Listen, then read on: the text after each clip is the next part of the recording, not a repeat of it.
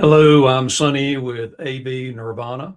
Normally, this would be Todd and I interviewing an industry professional about home audio, home video, or home theater. But today, it's just me, and we are shifting gears over to car audio. I have written a review and setup guide for the miniDSP C DSP 8x12DL. This is miniDSP's car audio processor that includes Dirac Live software that a lot of us home audio enthusiasts are very familiar with.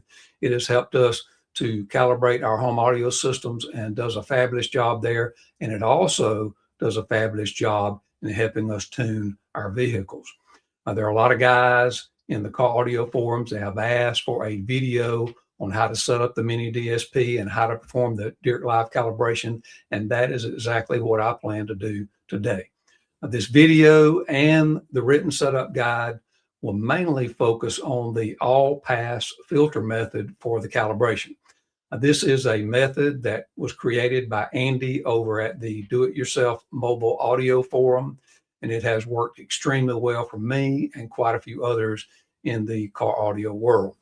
The written setup guide is going to include a lot more detailed explanations about the various steps of the setup and calibration process, and it'll also include my review of the miniDSP. Now, if you're not interested in the review part, there's an index so that you can skip the review and go directly to any part of the miniDSP setup or calibration process. And if you're new to the miniDSP, I've also included a printable quick reference guide. Now, this video includes the basic setup of the miniDSP and the Dirac Live calibration. So remember, if you're looking for more details about any part of the process, you can find those in the written guide. So let's get set up in my truck and get rolling with this video. See you in a minute.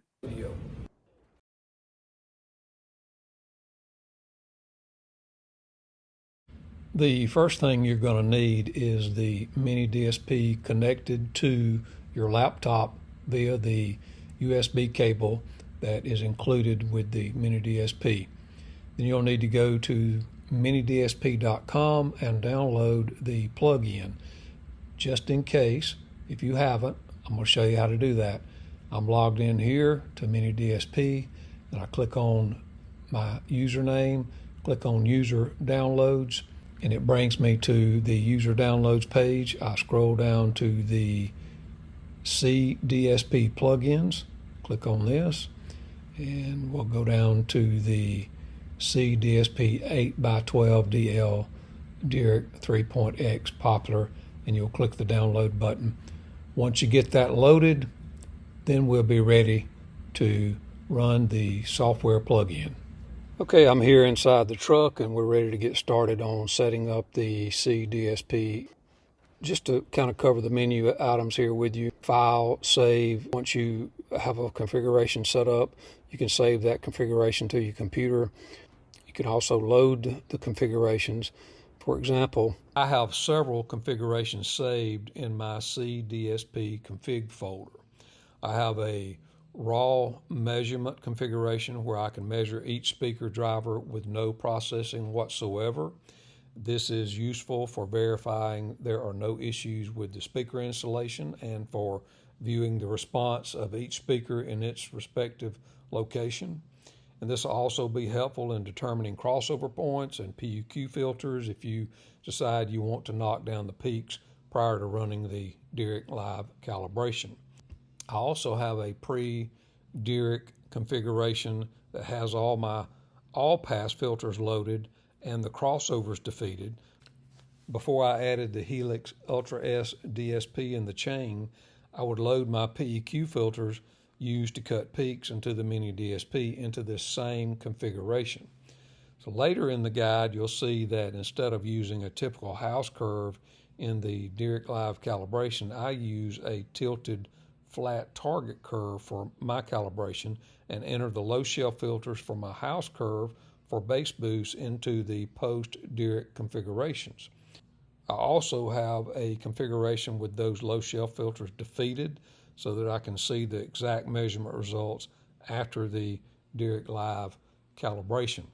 I have one where I use the resonance target curve in a calibration, so I needed a little different post-Dirac configuration for it. Then I have several other post-Dirac live configurations, and at any time I can connect to the miniDSP, load the plug-in, and swap out the appropriate configuration that I might want to use. So as you work with the miniDSP, you may find several benefits to having various configurations prepared in advance. We'll go through the menu files. So file, again, save, load configuration, restore. I've done a factory default restore here just so we can start from what you would see normally.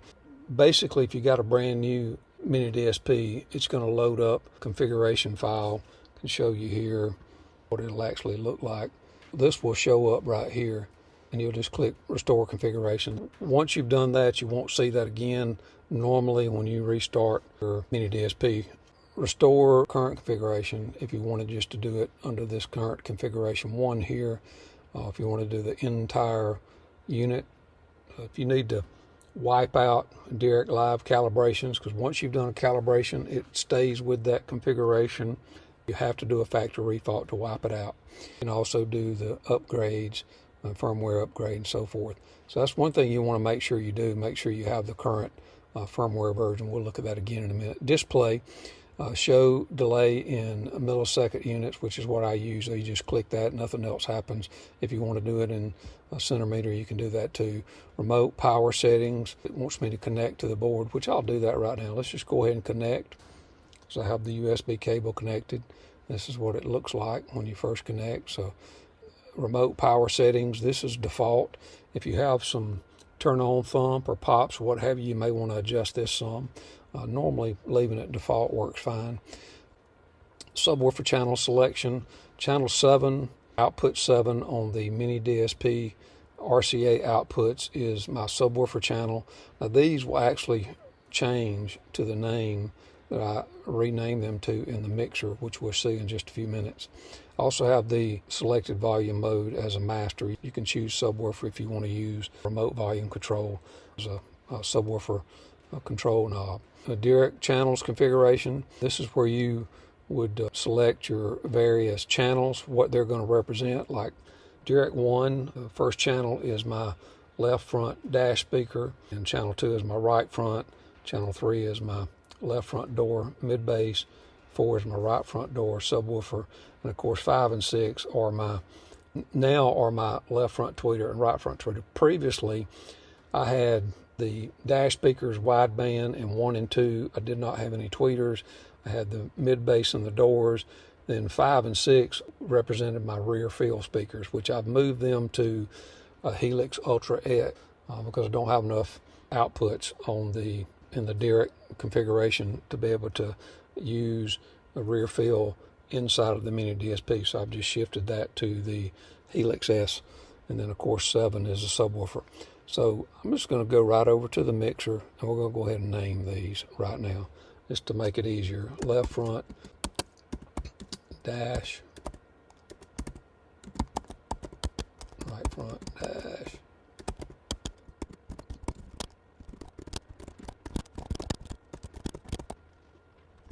here I have renamed these.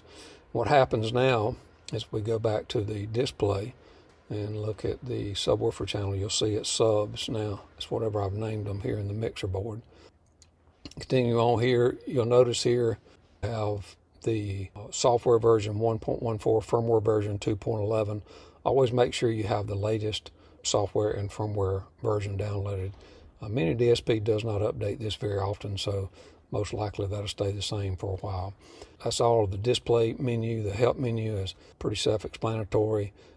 If you have an IR remote, you can use the IR learning button here to learn that remote.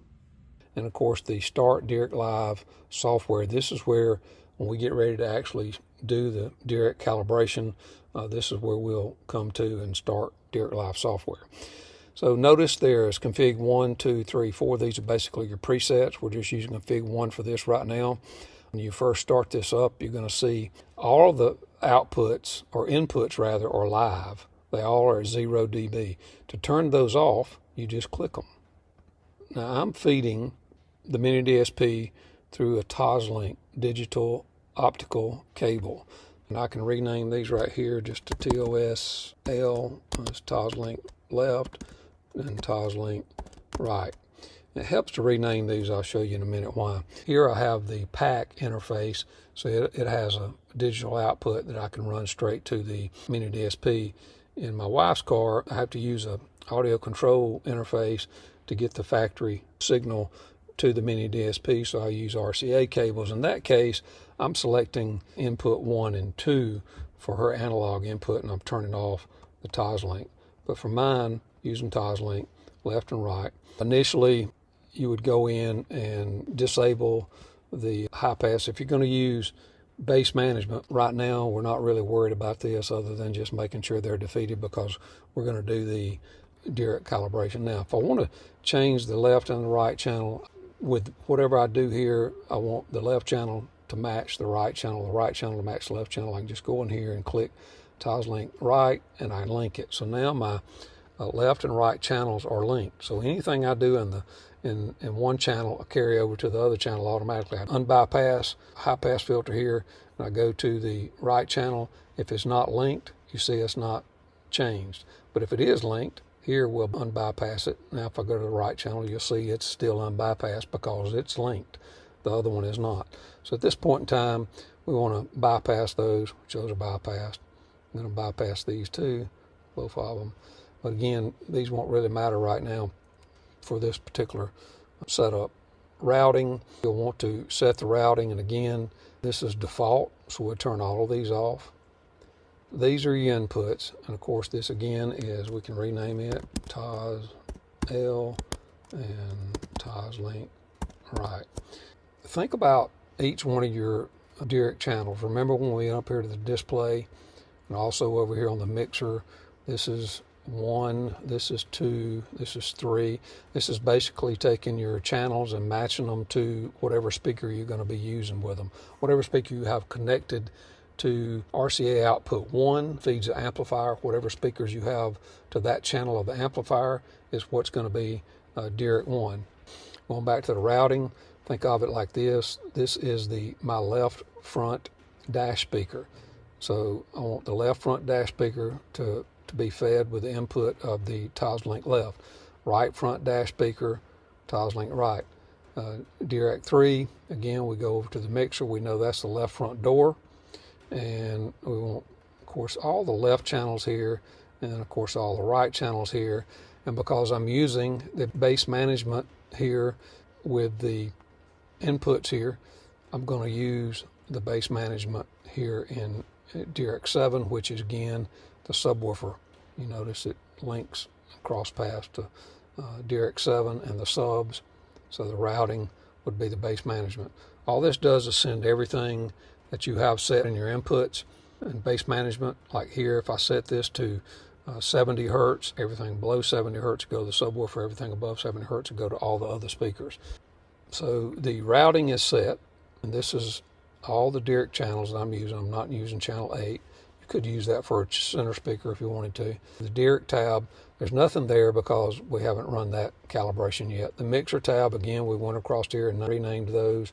We can turn off channel 8. Doesn't really matter because the routing tab doesn't bring anything into channel 8 anyway. Outputs, this is where you set the all pass filters. You would come over to the filter all pass, and whatever your crossovers are in this particular one, we'll see those here in a minute. And I'm going to just show you what I do here for my pre-Dirac configuration. So I'm going to go ahead and load that, because this is a lot easier if you go ahead and get all these prepared, you know, before you get in this hot vehicle and try to do all this while you're in that hot vehicle or cold vehicle or whatever. What I do is I go in and I load everything I need for my pre-Dirac live calibration. Here we go. We're going to load this file here because this is the one I want to do all my pre-Dirac live calibration. It loads up. It's on config 1. It's successfully loaded. Now let's look at this.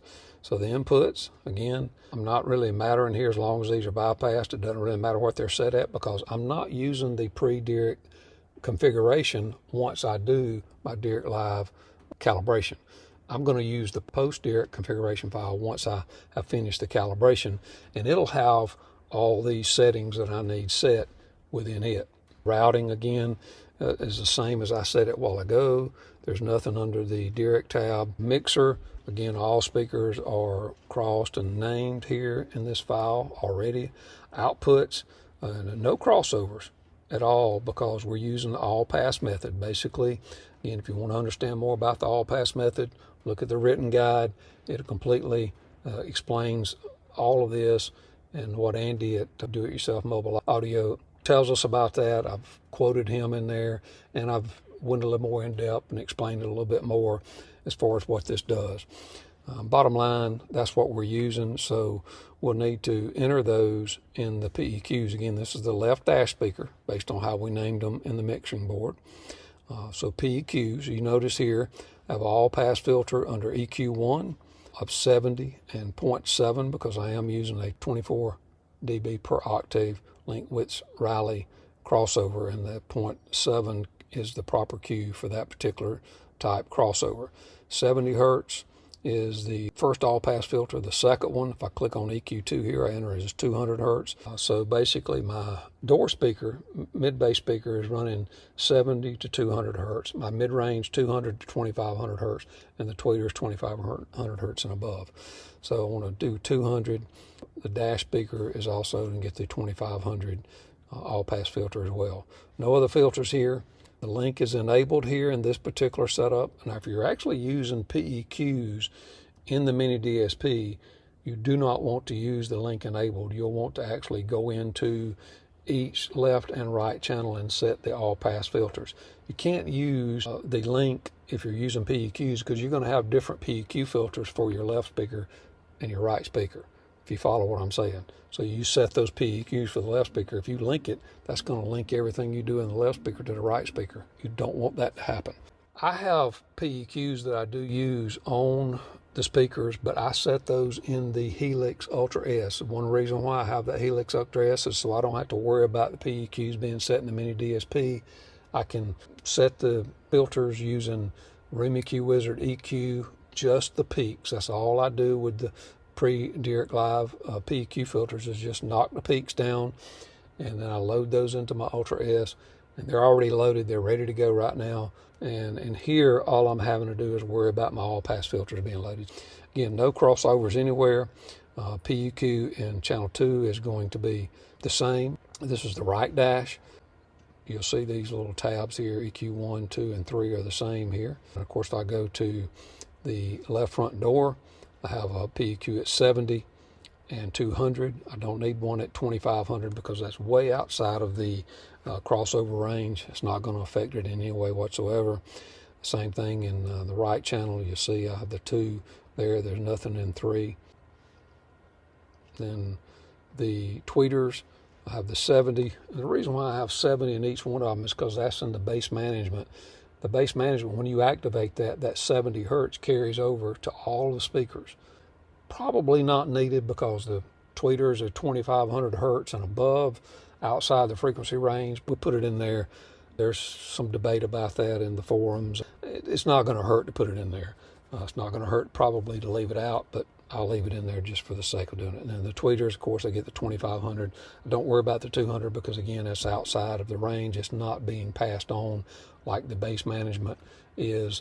The high pass for the bass management is passed on. That 70 hertz is passed on to all the speakers. You want to put it in all of them. So left and right tweeters are the same. And of course, we go over to the subwoofer output in the channel 7. Over here, there's nothing in the 8 through 12.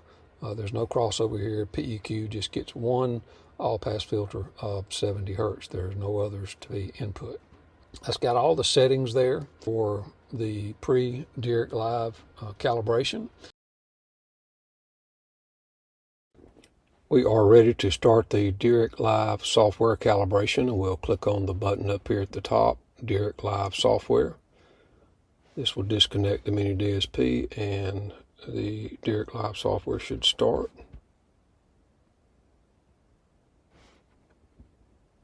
There's our miniDSP device connecting. First time you connect to Dirac Live, you'll need probably your email address. You also want to make sure that you have the latest version. This is Dirac Live version 3.14.1. I'll click on this little divider line here to full screen this. You also want to make sure that you have your latest calibration file installed. You can right click here, load from file, look for where you saved your calibration file. I'm using the Earthworks M23 Gen 2 mic here. Have that mic calibration file loaded.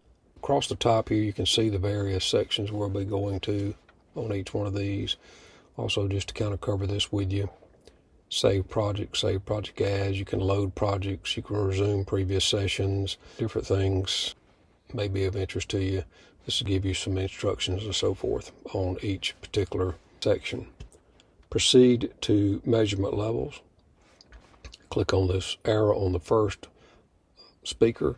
This equates to your Dirac Live channels. 1, 2 are the front, left, and right dash speakers. 3 and 4 are the door speakers. 7 is the subwoofers. 5 and 6 are the tweeters. So we'll click on this and we'll start to get some pink noise here.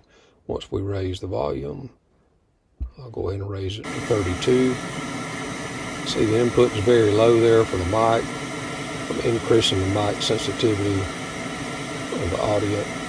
We'll get it up to around 16 dB, somewhere between 16 and 18, or 12 and 18 dB will be fine.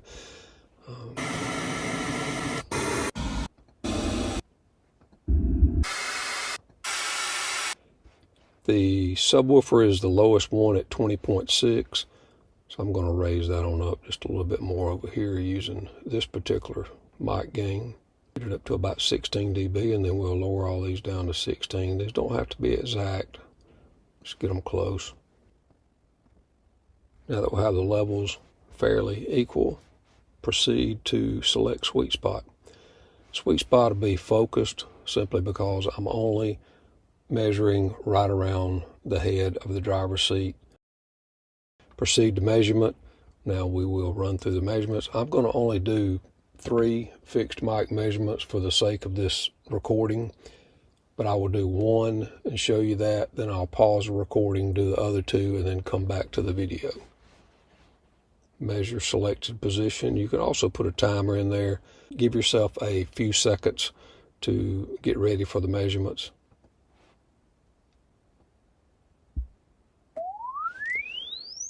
Now, if you notice that sweep there did not start at the lowest of the frequencies there. Sometimes it takes it a little bit to get started with the Dirac Live system. So we'll just abort that measurement and start again, and you'll notice that the sweep is full range.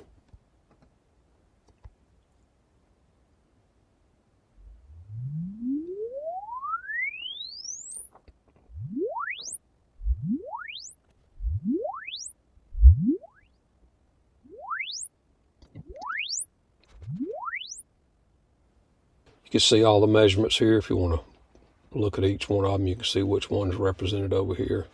So we'll pause this. All 3 measurements are done. Now we will proceed to the filter design. You'll get a warning because you haven't done enough measurements, but you can proceed anyway if you're only doing 2 or 3 measurements. Normally you would do all of your 9 measurements or however many measurements you're going to do. It is important that you have an internet connection to process the Dirac Live calibration. Now here we have the default screen after doing the initial measurements. You'll notice here the curtains. We can click on those, separate them. We'll adjust those in a minute, but first we're going to look at the speaker grouping. As you'll notice, the default grouping is to put all the speakers into one group. 1 and 2 are the front dash speakers, 3 and 4 are the door speakers, 7 is the subwoofer, and 5 and 6 are the tweeters. We're going to separate those out. I'm going to separate each one of them into groups or pairs.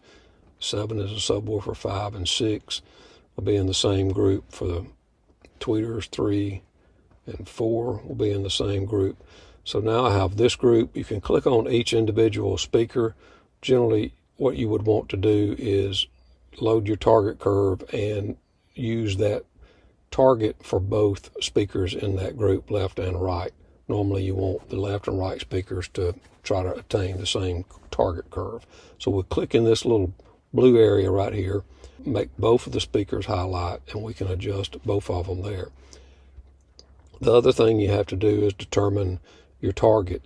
You can use the slider targets, but you can move that up 12 or 0 dB. This can be minus 3 dB up to plus 4 dB.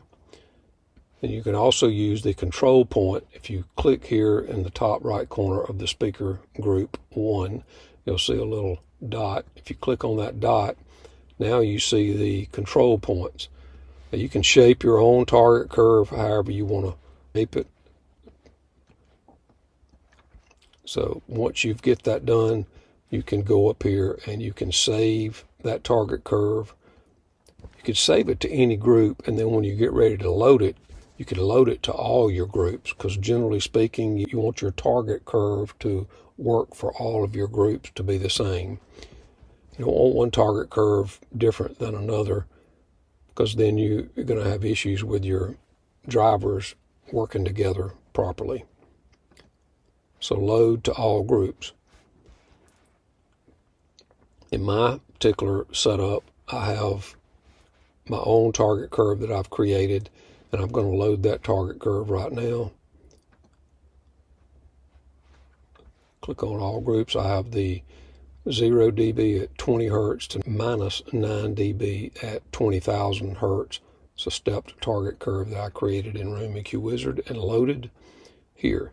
So you'll see that shape of that target curve there. I won't get into why I use this target curve here. You can read the written guide. There's a good explanation there for why I use this. That will explain it in better detail. So again, we're going to use this target on all of the groups, and we're going to first set up this group 1, which is the dash speakers. These are band passed from 200 to 2500 hertz. But remember, we're using all pass filters, not crossovers. So what we're seeing is based on the capabilities of the speaker.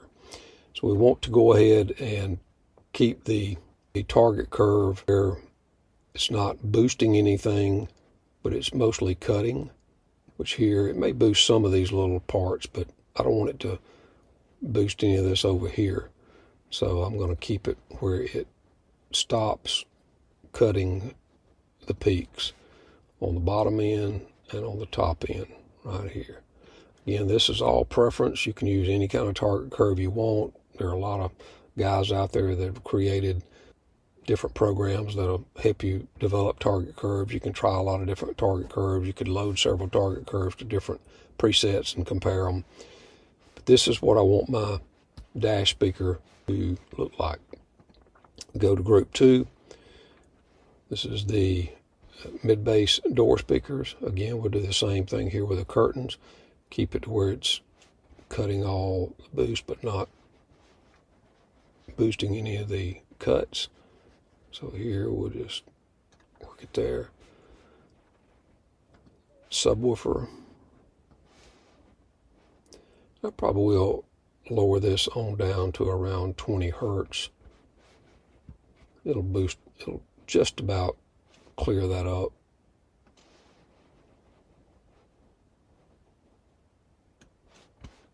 And then the tweeters, 2500 hertz and above.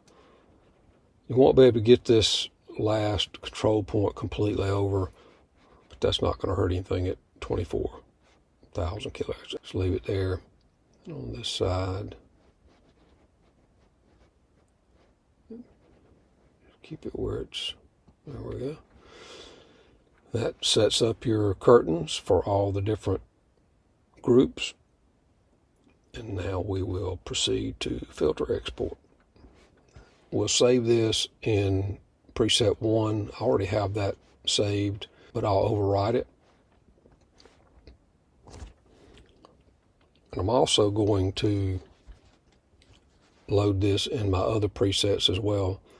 I use the stepped low shelf filters for my house curve to create my bass boost in the vehicle. I set that in the miniDSP PEQ section. So I'll load this same Dirac Live calibration to all 4 presets, and then I can change up my house curve low shelf filter settings to various boosts for different music.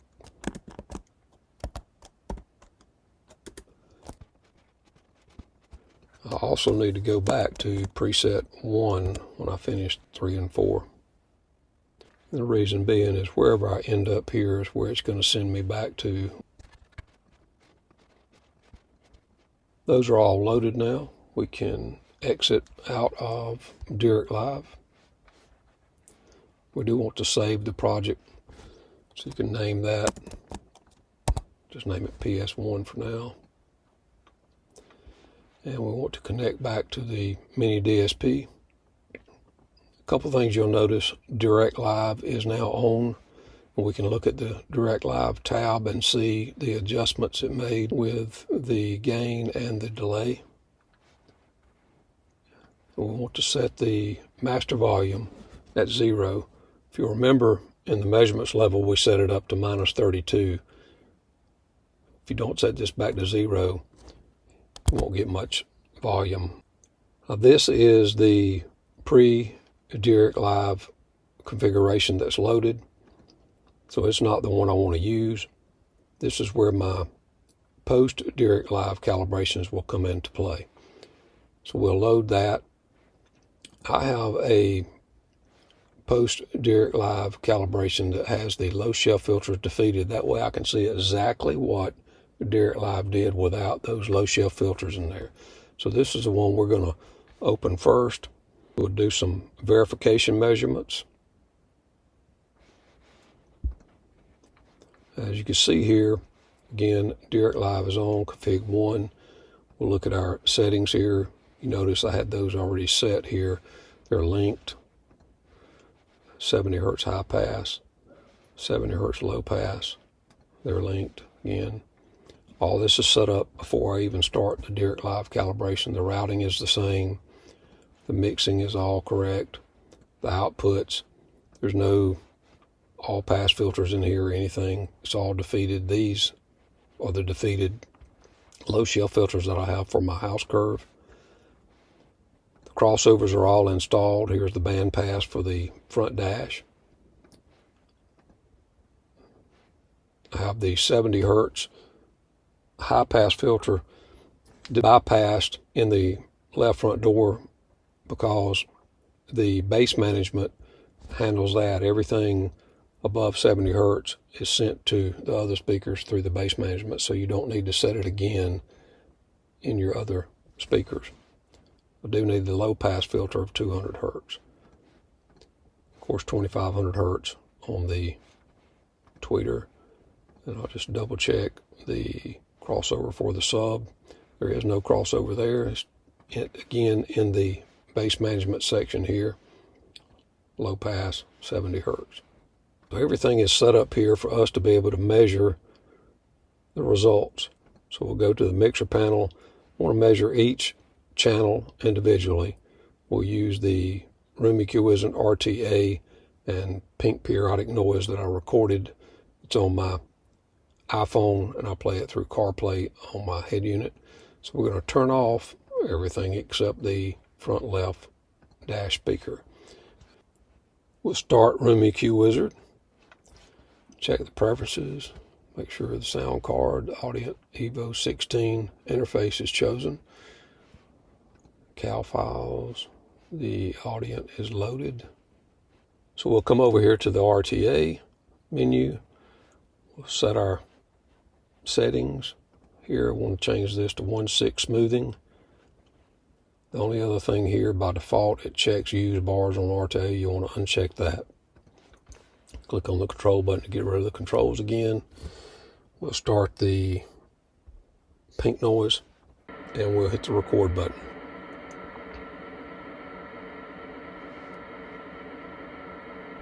You notice here that I hit the current button. This sends it over to the REW Wizard analysis window. Typically speaking, if you're doing moving mic measurements, you'll want to do about 100 averages. Here for this verification process, it's not really necessary. So we'll go over to the mixer board, turn off our left dash speaker and turn on the right dash speaker. Start pink noise. Record. We'll go over and turn off.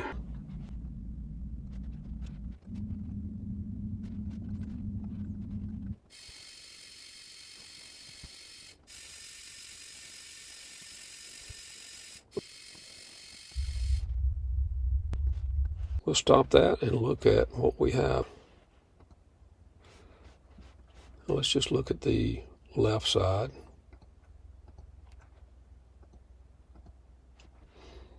And there we have the complete set of speakers on the left side. The only other thing I would do here is go ahead and measure all of the left side to see how they all interact together, and then measure all the right side and compare those two. So we'll start the pink noise again. Back to the RTA.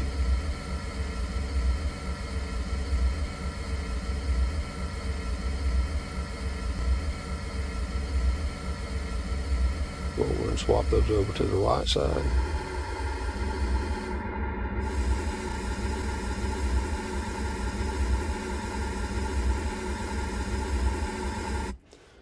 Now we have our left and our right side that we can see.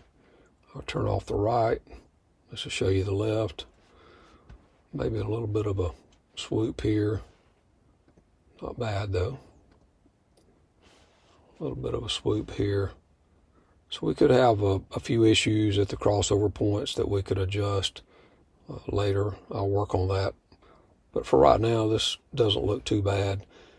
And if you're using moving mic measurements or a mic array, it's not going to look near this smooth either. So it's going to be a little bit more difficult to verify what you're doing. But with this, you can see it pretty clear since it's a fixed mic. The measurements were taken with the mic in the same position, both pre and post Dirac Live. This is what we have here for the verification measurements. And we'll go back to the miniDSP.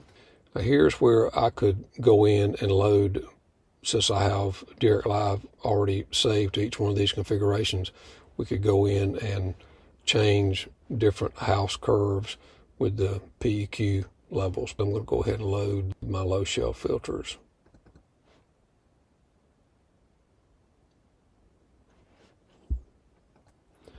So I'm ready to go now that I've got my low shelf filters loaded.